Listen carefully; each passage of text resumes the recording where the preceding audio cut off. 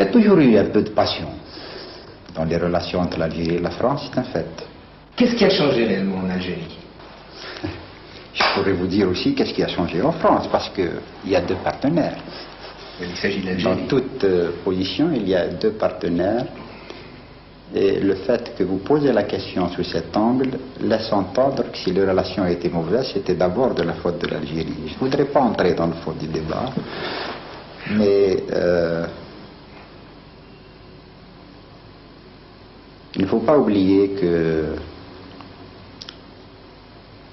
dans le dernier avion qu'a pris le président Boumedienne avant sa mort, il avait survolé la France.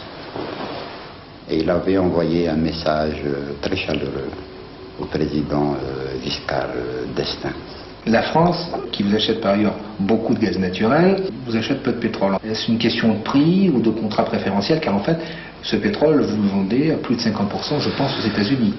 Écoutez, La France a besoin de ce pétrole. C'est exact. Mais les données étaient différentes il y a quelques années. Il ne faut pas oublier que le pétrole algérien, à un certain moment donné, était taxé de pétrole rouge. Et qu'il y a eu un boycott du pétrole algérien de la part des compagnies françaises.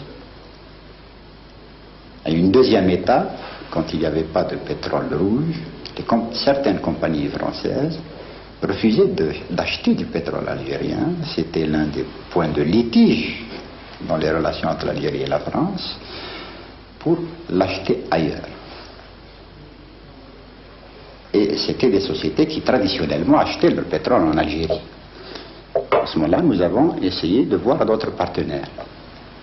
Nous les avons trouvés là où ils se trouvent.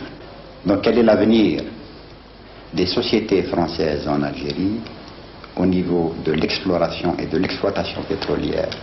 Je pense que c'est l'un des points fondamentaux de la coopération entre l'Algérie et la France.